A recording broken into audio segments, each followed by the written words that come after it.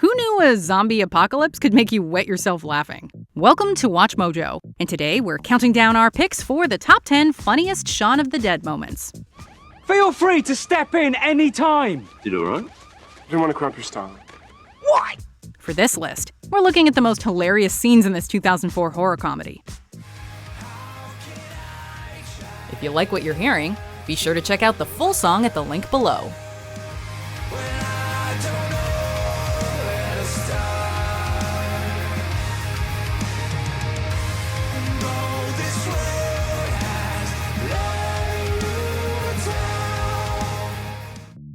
Number 10. Drunk Zombie Girl. Hello?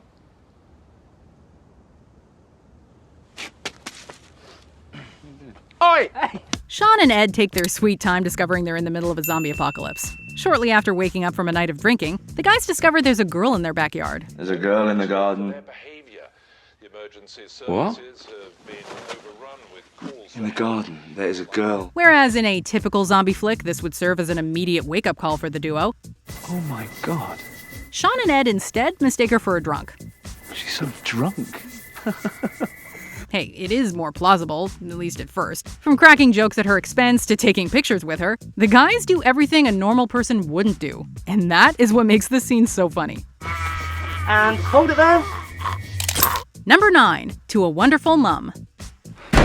Liz, can we just talk about this? Let's go out. What, to the Winchester? Well, do you want to? In an effort to mend his rocky relationship, Shaun pays a visit to Liz's apartment, hoping to make up for his numerous past transgressions. Things will be fine, I promise. You promised you'd stop smoking when I did. What? You promised you'd go back to the gym. You promised you'd try drinking red wine instead of beer. You promised you'd come on a holiday with me. Well, we went to Greece, didn't we? We met in Greece. Shortly after arriving, he presents Liz with a bouquet of flowers. There's just one small problem. Shaun forgot that he originally purchased the flowers for his mother. It doesn't take Liz long to notice that the flowers were not meant for her, To a Wonderful Mum. Ooh. despite Shaun's best attempts at improvisation. My mum and that, and it's just a little joke. It's something I just thought of. Spur of the moment. They're for your mum, aren't they? Yeah. Smooth. While this little flub wasn't exactly the straw that broke the camel's back, it certainly did not help Shaun's case.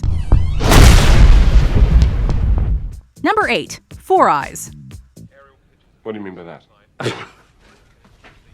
In Shaun of the Dead's opening scene, we're introduced to Liz's flatmates, David and Diane. It's not that I don't like David and Di, Guys, it's not that I don't like you. Right. While Diane seems relatively agreeable, David is presented as a condescending prick of the highest order. Well, how about a nice meal? It's your anniversary soon, isn't it? It was last week. Oh, did you do anything special? We came here. It's clear that every word that escapes David's mouth infuriates Shaun. And as anyone who's ever had to deal with an insufferable snoot will tell you, this eventually reaches a boiling point. After being reamed out by Liz, David quips that Shaun's 9 lives are up, and Shaun explodes. Get Four Eyes. What do you go out there, you love her so much? Sure, it might not be the cleverest insult, but it still had us chuckling. I don't know what he meant by that. Number 7. Moaning Zombie.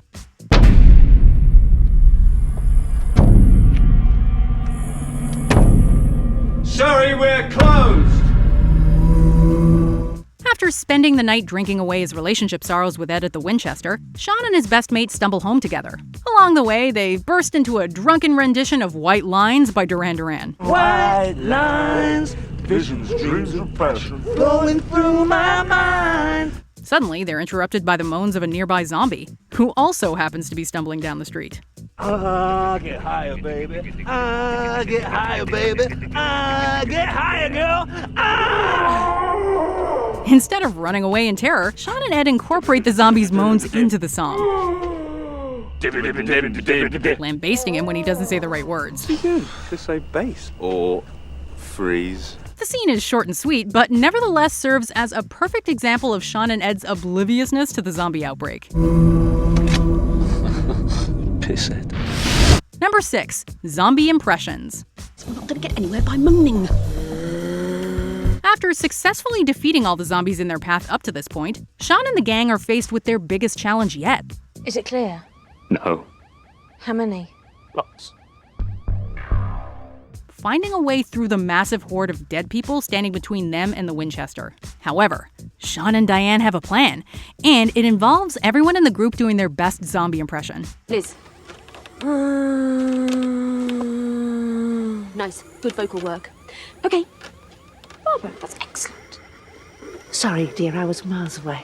An actress by trade, Diane coaches the gang on how to sound and move like the dead. Each character's impression fits with their personality, and in the end, it serves as the perfect foil to this seemingly insurmountable task at hand. 3.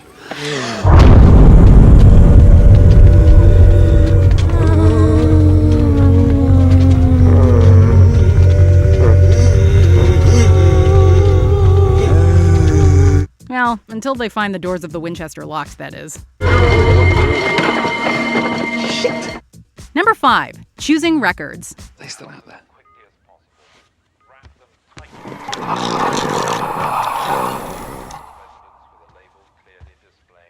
Yeah. It took a little while, but Shaun and Ed eventually realized there's something serious going on outside. After listening to the news, they learned that the only way to defeat the zombies is by removing the head or destroying the brain. I'll repeat that by removing the head or destroying the brain. They then immediately set to work arming themselves, returning to their backyard with a basket of cheap household crap that stands little chance of doing any actual harm. Go for the head. When this predictably fails, they grab Shaun's record collection and start heaving albums at the zombies. Now, some of these are limited. Whoa, what was that? I think it was Blue Monday. Man, there was an original press out. What makes this scene hilarious, inventive, and extremely memorable is the way Shaun and Ed analyze each record before throwing it. Purple Rain. No. Sign of the Times. Definitely not. The Batman soundtrack. Throw it. Number 4. Shaun's morning routine. Do you want anything from the shop? Cornetto. One of the film's most enduring images is of a clueless Shaun going about his morning routine, oblivious to the zombie apocalypse that has engulfed London. This scene mirrors one from earlier in the film.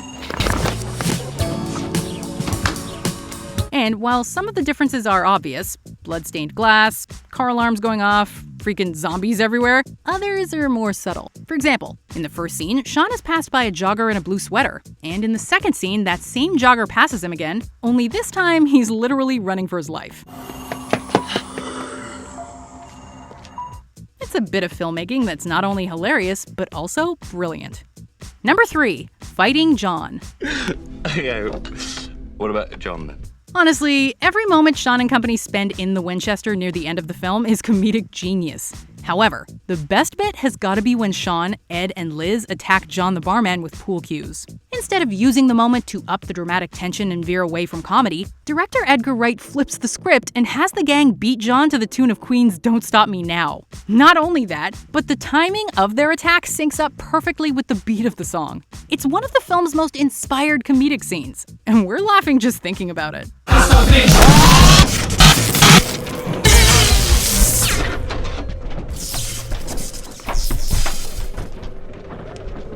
Why are you just shooting, man?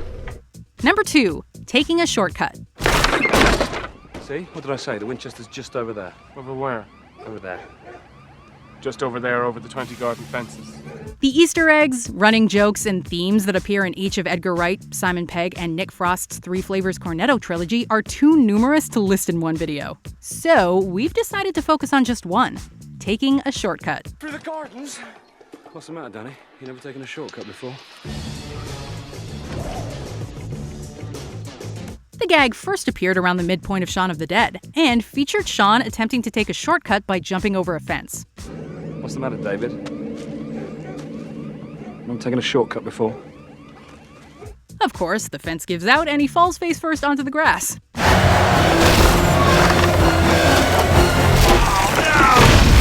The film may be best known for its acerbic wit and the ways in which it subverts the horror genre. But some of Shaun of the Dead's best moments involve nothing more than good old-fashioned physical comedy.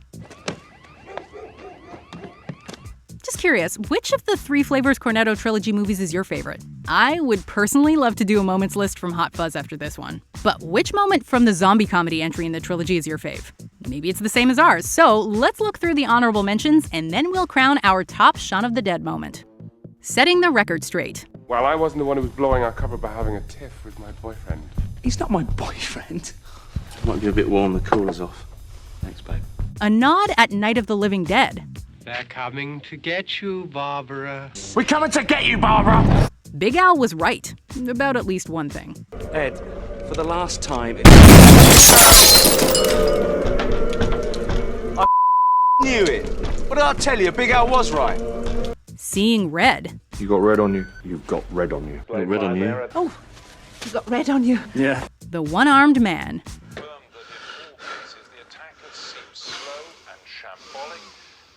I'm gonna shut the front door. Before we continue, be sure to subscribe to our channel and ring the bell to get notified about our latest videos. You have the option to be notified for occasional videos or all of them. If you're on your phone, make sure you go into your settings and switch on notifications. Number 1. Forming a plan. What's the plan? Right. Few scenes encapsulate Edgar Wright's frenetic directing style and Simon Pegg and Nick Frost's quick wit quite like this one. Finally grasping the severity of their situation, Shaun and Ed decide to form a plan. Okay. Take Pete's car, go round Mum's, go in, deal with Philip. Sorry, Philip.